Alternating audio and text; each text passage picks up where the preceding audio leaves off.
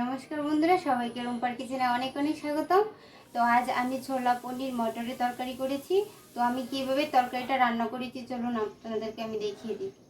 তো প্রথমেই বলছি, যদি আমার তরকারিটা ভালো লাগে অবশ্যই লাইক, শেয়ার আর কমেন্ট করবেন, আর চ্যানেলটাকে সাবস্ক্রাইব করে দেবেন। যতক্ষণে এই আলু আর ছোলাটা সিদ্ধ হয়ে যাচ্ছে, এদিকে আমি মশলাটা করে নেব। তো প্রথমে টমেটোগুলো দিয়ে দেবো, মিক্সার জারে কিন্তু সবগুলি দিয়ে দেবো। আদা দিয়ে দেব, রসুন দিয়ে দেব, আর এখানে 5-6টার মতো লঙ্কা আছে, লঙ্কাগুলো দিয়ে দেব। এখন এটাকে আমি পেস্ট করে নেব একটা। তো বন্ধুরা, আমার একটা সিটি দেওয়া হয়ে গেছে, আমার আলুটার ছোলাটা মোটামুটি সিদ্ধ হয়ে গেছে। এখন আমি এটা নামিয়ে নেব।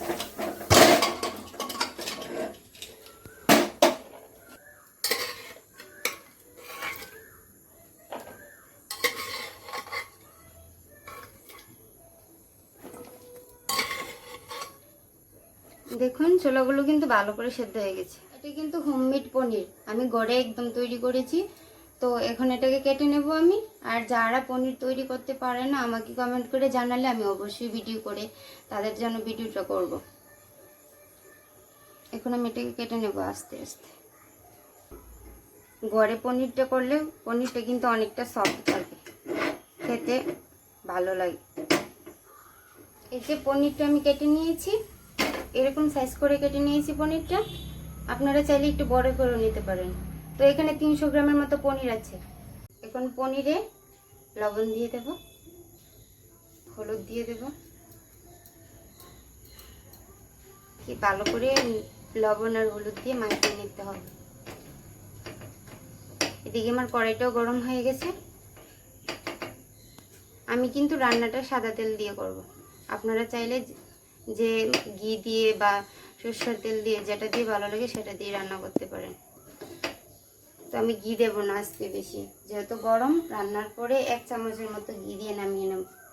এখন আমি পনির, আলু, কাবলি সব ভেজে নেব ভালো করে।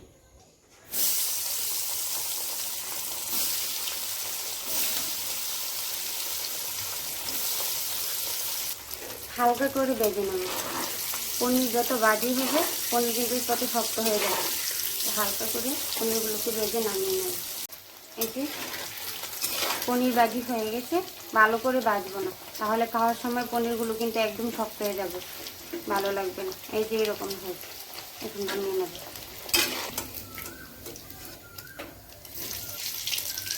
এখন আলুগুলো দিয়ে দেব। আলুটা একটু ভাজি হয়ে গেলে তারপরে কাবলিগুলো দেব।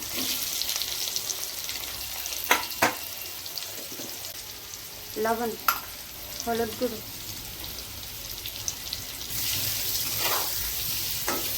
হয়ে আসছে। এখন আমি কাবলিগুলো এটাতে দিয়ে ভাজি করে নেব।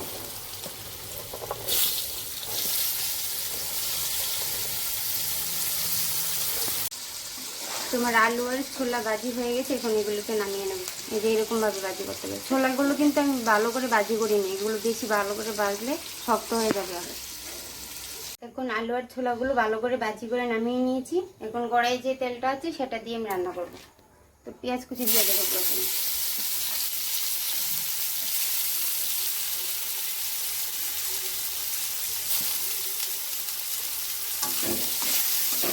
তারপরে 3টে এলাচ আর 3টে দারচিনি দিয়ে দেবো।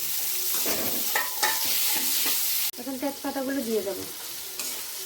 তো পেঁয়াজটা একটু দিয়ে পেস্টটা দিয়ে দেবো। এখানে টমেটো, আদা, রসুন, কাঁচা লঙ্কা পেস্ট আছে। তো পেঁয়াজটা একটু লাল হয়ে যাক, তারপরে দেবো পেস্ট। তোমার পেঁয়াজটা ভাজি হয়ে গেছে, এখন পেস্টটা দিয়ে দেবো। আদা রসুনের একটা কাঁচা গন্ধ আছে, সেটা চলে গেলে তারপর আমি মশলাগুলো দিয়ে দেবো। মশলাগুলো কষানোর সময় কিন্তু চুলার আঁচটা একদম কমিয়ে রাখতে হবে, নাহলে কিন্তু মশলাগুলো পুড়ে যাবে। তো এখন লঙ্কা গুঁড়ো দিয়ে দেবো, হলুদ গুঁড়ো দিয়ে দেবো, জিরা গুঁড়ো 1 চামচ, ধনে গুঁড়ো 1 চামচ, ভালো করে নেড়ে নেব। লবণ ভাজির সময় লবণ দিয়েছি, সেই কারণে একটু অল্প করে দেবো। তো এখন আমি জারটা একদম জল দিয়ে ধুয়ে দিয়ে দেবো একটু জল।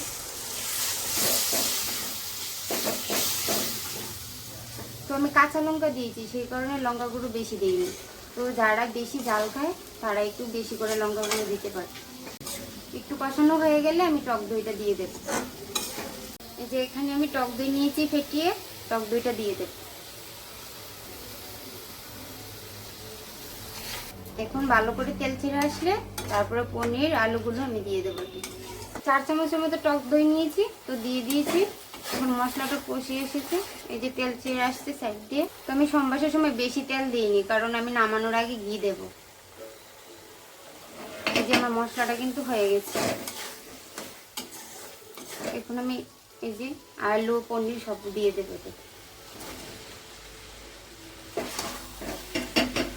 এটার সঙ্গে ভালো করে মিশিয়ে নেব। 2-3 মিনিট মতো এরকমভাবে নেড়ে তারপরে জল দিয়ে দেবো। তো আমি এখানে 1 কাপ মতো জল দিয়ে দেবো।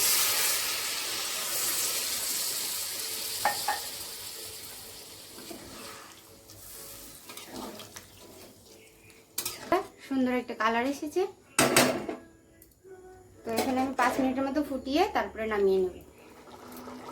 তরকারিটা হয়ে গেছে মোটামুটি। নামানোর আগে 1/2 চা চামচ গরম মশলা দিয়ে দেব। এখন 1 চামচ ঘি দিয়ে দেবো উপর দিয়ে ছড়িয়ে। আমার তরকারি একদম রেডি, এখন অফ করে দেবো গ্যাস। ঘি দেওয়ার পরে বেশিক্ষণ তরকারিকে করলে ঘ্রাণটা কিন্তু চলে যাবে। এই যে আমার রান্নাটা একদম কমপ্লিট হয়ে গেছে।